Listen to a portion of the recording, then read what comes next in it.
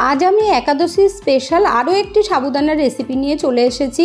না তো সাবুদানা ভেজাতে হবে না ভাজতে হবে, ভীষণ সহজ পদ্ধতিতে দারুণ মজাদার একটি রেসিপি, আর স্টোর করে রেখেও খেতে পারবেন। নমস্কার বন্ধুরা, মিঠুস ওভেনে আপনাদের সবাইকে স্বাগত জানাই। আশা করি আপনারা ভালো আছেন, আমিও ভালো আছি।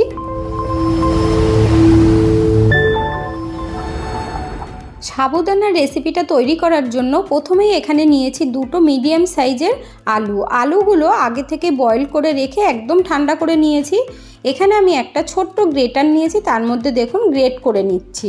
আপনারা চাইলে হাত দিয়ে চটকে নিতে পারেন, কিন্তু তাতে দানা দানা থাকবে, তার জন্য রেজাল্ট কিন্তু ভালো হবে না। আপনারা যারা আলু পছন্দ করেন না তারা কিন্তু কাঁচা কলা দিয়ে করতে পারেন। কাঁচা কলাটা সিদ্ধ করে নিয়ে তারপরে এইভাবে গ্রেট করে নেবেন, তাতেও কিন্তু খুব সুন্দর হবে খেতে। এখানে দেখুন আলু গ্রেট করা হয়ে গেছে। এখানে আমি 1 কাপ মোটা দানার সাবু নিয়েছি। ছোট সাবু দিয়ে করবেন না, তাহলে কিন্তু ভালো হবে না। আর এই সাবুটা কাপড় দিয়ে খুব ভালোভাবে মুছে নিতে হবে, তাহলে পাউডারটা একদম চলে যাবে। এখানে আমি একটা কাপ নিয়েছি, দেখুন কাপ মেপে 1 কাপ নিয়ে নিচ্ছি। আপনারা চাইলে বেশি পরিমাণেও করতে পারেন, আর এটা করে কিন্তু স্টোর করে রাখা যায়। এখানে দেখুন আমি মিক্সির জার নিয়েছি, এর মধ্যে সাবুটা ঢেলে দিচ্ছি, তারপরে আমি মিহিন পাউডার তৈরি করে নেব। আজকের এই রেসিপিটা আরও বেশি মজাদার হতে চলেছে বন্ধুরা। এখানে সাবুদানার পাউডারটা তৈরি করা হয়ে গেছে। এবার আমি একটা মিক্সিং বাউল নিয়েছি, এর মধ্যে ঢেলে দিচ্ছি। এইভাবে তৈরি করলে সাবুদানা না তো ভিজাতে হবে না কোনো রকম ভাজার ঝামেলা থাকবে। সাবুটা এমনভাবে পিষতে হবে মনে হবে যেন পুরো সুজির মতো। এবার আপনাদেরকে দেখিয়ে দিচ্ছি, দেখুন কীরকম তৈরি করেছি। এখন এই সাবুর মধ্যে দিয়ে দিচ্ছি 1 টিস্পুন চিলি ফ্লেক্স, দিয়ে দিচ্ছি একটা কাঁচা লঙ্কা কুচি। আপনারা চাইলে কাঁচা লঙ্কাটা স্কিপ করতে পারেন। এর মধ্যে এখন 3 টেবিল চামচ বাদামের গুঁড়ো দিয়ে দিচ্ছি, আর এটা ঘরে কাঁচা বাদাম ভেজে গুঁড়ো করে নেওয়া। আর মিক্সিতে দিয়ে হালকা করে ঘোরাতে হবে, একটু দানা দানা থাকলে ভালো লাগবে। আর বাইরে দোকান থেকে যদি কিনে আনেন তার মধ্যে তো এমনি লবণ দেওয়া থাকে, আর একাদশীতে খাওয়া যায় না, তার জন্যই দোকানের বাদাম দেওয়া যাবে না। দেখার সুন্দরের জন্য কিংবা খেতে ভালো লাগে তার জন্য আমি 1/2 টিস্পুন দিয়ে দিচ্ছি কালো জিরে। অবশ্যই আপনারা কমেন্ট করে জানাবেন যে কালো জিরে একাদশীতে খায় কিনা, এটা আমার জানা নেই। দিয়ে দিলাম স্বাদ মতো নুন। এখানে আমি সাদা নুন দিয়েছি, আপনারা কিন্তু সন্দুক লবণ দিয়ে নেবেন, কারণ আমার ঘরে সন্দুক লবণ ছিল না, তার জন্য আমি সাদা লবণ দিয়েই দেখিয়েছি। শুকনো উপকরণগুলোকে খুব ভালোভাবে মিশিয়ে নিয়ে দিয়ে দিচ্ছি গ্রেট করে রাখা আলুর মধ্যে যেহেতু একটু জল জল ভাব থাকে, ভেজা ভেজা থাকে, তার জন্য সাবুটা খুব সুন্দরভাবে মাখা যাবে। দিয়ে দিচ্ছি ধনেপাতা কুচি, এখানে আমি 2 টেবিল স্পুন দিয়েছি। তারপর খুব ভালোভাবে মেখে নেব, আঠা আঠা করে একটা সুন্দর ডো তৈরি করে নেব। আমি তো ভুলেই গেছি বন্ধুরা আপনাদেরকে বলতে, মনে করিয়ে দেওয়ার জন্য, যে আজকের এই রেসিপিটা যদি আপনাদের ভালো লেগে থাকে তাহলে আমার চ্যানেলটিকে অবশ্যই সাবস্ক্রাইব করবেন, পাশে থাকা বেল আইকনটি দাবিয়ে দেবেন, সবার সাথে শেয়ার করবেন, একটা লাইক করতে ভুলবেন না কিন্তু। এখানে দেখুন কত সুন্দর করে আমি মেখে নিয়েছি, আর 1 ফোঁটা জলও কিন্তু দিতে হয়নি। আমি যেইভাবে মাপগুলো দেখিয়েছি সেইভাবে করলে কিন্তু একটুও প্রবলেম হবে না। আজ এই রেসিপিটা একদম অন্যরকম পদ্ধতিতে দেখাবো, তার জন্য একটা কেক টিন নিয়েছি, আর এখানে আমি একটা ছোট থালা নিয়েছি। আপনাদের কাছে যদি কেক টিন না থাকে তাহলে ওরকম থালাতেও করতে পারবেন। এখানে আমি 4-5 ফোঁটা তেল দিয়ে দিলাম, 1/2 চামচ মতো দিয়েছি। এবার তেলটা খুব ভালোভাবে কেক টিনের মধ্যে ব্রাশ করে নিতে হবে। আমি যেই পদ্ধতিতে রেসিপিটা তৈরি করে দেখাচ্ছি, আশা করি এই রকম রেসিপি আগে কোথাও হয়তো দেখেননি। এখানে দেখুন তেলটা খুব ভালোভাবেই ব্রাশ করে নিয়েছি। এখন এই কেক টিনের মধ্যে সাবু আর আলুর ডোটা দেখুন আমি দিয়ে দিচ্ছি, আর এটা কিন্তু মেখে আপনারা কখনোই রেস্টে রাখতে যাবেন না, তাহলে কিন্তু তাড়াতাড়ি জমে যাবে। এখন দেখুন আমি খুব ভালোভাবে কেক টিনের মধ্যে ছড়িয়ে দিয়ে খুব সুন্দরভাবে সেট করে দেব। দেখুন এইভাবে হাত দিয়ে করে দিচ্ছি, আর একদম সমান করার জন্য এখানে আমি একটা ছোট বাটি নিয়ে দেখুন এরকম চেপে দিচ্ছি, তাতে করে খুব সুন্দরভাবেই জমে যাবে। এখানে দেখুন খুব সুন্দরভাবে সমান হয়ে গেছে।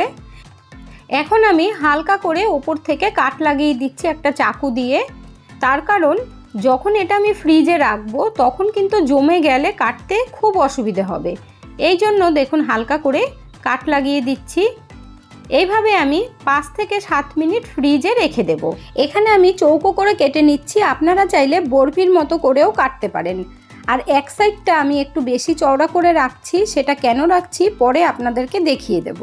এখন 5 থেকে 7 মিনিটের জন্য ফ্রিজে রেখে দেব। ততক্ষণে চাটনি বানিয়ে নেব। দেখুন এখানে আমি নিয়েছি ধনেপাতার ডাঁটি। এই ডাঁটিগুলো দিয়ে চাটনি করলে কিন্তু দারুণ লাগবে। ধনেপাতা দেওয়ার একদম দরকার নেই, আর কালারও কিন্তু খুব সুন্দর আসবে। অনেক সময় এই ডাঁটি আমরা ফেলে দিই, ফেলে না দিয়ে চাটনি বানিয়ে নেবেন, দেখবেন অসাধারণ লাগে খেতে। চাটনি বানানোর জন্য এখানে আমি একটা মিক্সির জার নিয়েছি। এই মিক্সির জারটার মধ্যেই আমি বাদামটা গুঁড়ো করেছিলাম, তার মধ্যে এখন ডাঁটিগুলো কেটে দেখুন দিয়ে দিচ্ছি। এই দুটো রেসিপি একাদশী কিংবা যে কোনো উপোসের দিনেই তৈরি করে নিতে পারবেন। এখানে আমি দিয়ে দিচ্ছি একটা কাঁচা লঙ্কা, আর দিয়ে দিচ্ছি 1/2 ইঞ্চি আদার টুকরো। এটা যেহেতু উপোসের জন্য করা হচ্ছে তার জন্য ঝালটা কম দিচ্ছি। এখানে দিয়ে দিলাম ভেজে রাখা বাদাম, দিয়ে দিচ্ছি 3 টেবিল চামচ টক দই। এতে করে চাটনিটা দারুণ হবে খেতে। টক দই না থাকলে আপনারা লেবুর রস দিতে পারেন। এখানে আমি সাদা লবণ দিচ্ছি, যেহেতু সন্দুক লবণ নেই তার জন্য। দিয়ে দিচ্ছি 2 টেবিল চামচ জল। এবার মিক্সির জারটা বন্ধ করে চাটনিটা তৈরি করে নেব।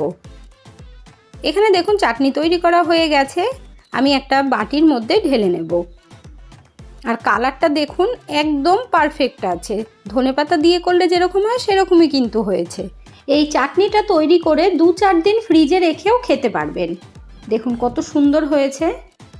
এখানে আমি ফ্রিজ থেকে বার করে নিয়েছি, দেখুন আর কত সুন্দর সেট হয়ে গেছে। এখন সাইড থেকে চাকু দিয়ে প্রথমে ছাড়িয়ে নিতে হবে। চারিদিক থেকে ভালোভাবে ছাড়িয়ে নিয়ে এবার ওপর থেকে একটা প্লেট দিয়ে তারপরে দেখুন আমি উল্টে দিচ্ছি।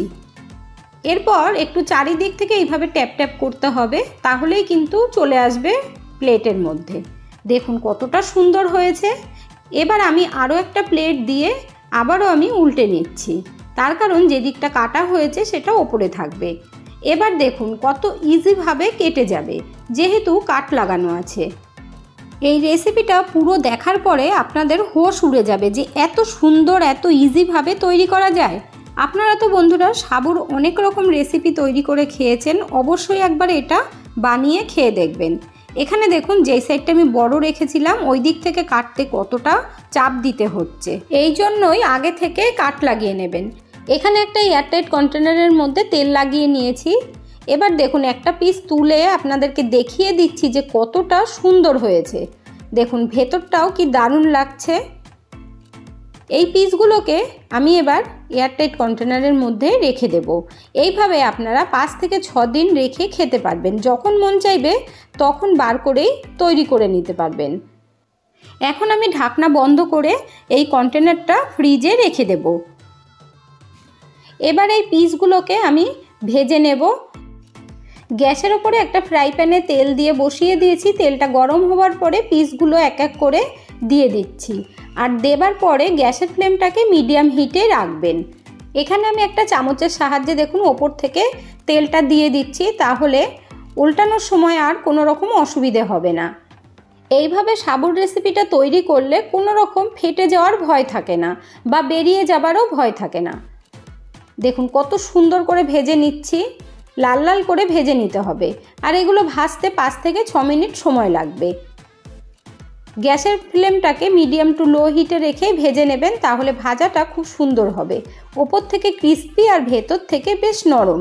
এই রেসিপিটা দেখার পরে 100% গ্যারান্টি দিয়ে বলতে পারি আপনারা না তৈরি করে থাকতেই পারবেন না। এবার আমি এক এক করে সব উল্টে দিয়েছি দেখুন, আর হালকা আঁচে ভাজতে হবে। আরেকটা কথা বলে দিই বন্ধুরা, আপনারা চাইলে কিন্তু আরও কম তেলেও ভাজতে পারবেন কিংবা ডুবো তেলেও ভাজতে পারবেন, তবে এইগুলো ভাজতে তেল একেবারেই টানে না। এগুলো ভাজা হয়ে গেছে, এবার তেলটা ঝরিয়ে তুলে নিচ্ছি। আর দেখতে কতটা সুন্দর হয়েছে দেখুন। একটা খাবেন তো দেখবেন মন আপনাদের ভরবেই না, মনে হবে যে খেতেই থাকি, এতটাই টেস্টি হয়। সাবুর এই পকোড়াগুলো তেল থেকে তুলে নেবার পর গরম গরম সার্ভ করব গ্রিন চাটনির সাথে। তেল থেকে সব পকোড়াগুলো তুলে নিয়ে একটা প্লেটের মধ্যে সার্ভ করে নিচ্ছি, সাথে চাটনিটাও দিয়ে দিচ্ছি। তাহলে দেখে নিলেন তো বন্ধুরা যে কত সুন্দর কত সহজভাবে তৈরি করে নিলাম। তাহলে আর দেরি না করে ঝটপট বানিয়ে নিন। এবার আপনাদেরকে শুনিয়ে দিচ্ছি যে কতটা ক্রিস্পি হয়েছে।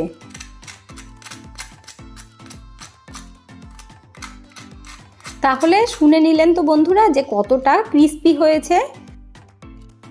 এবার এক পিস ভেঙেও দেখিয়ে দিচ্ছি যে কতটা সুন্দর হয়েছে ভেতরটা। একাদশী স্পেশাল আজকের এই সাবুদানার রেসিপিটা কেমন লাগলো অবশ্যই কমেন্ট করে জানাবেন। এই ধরনের নতুন নতুন রেসিপি পেতে হলে আমার চ্যানেলটিকে অবশ্যই সাবস্ক্রাইব করে রাখবেন। এতক্ষণ ধৈর্য ধরে ভিডিওটি দেখার জন্য অসংখ্য ধন্যবাদ।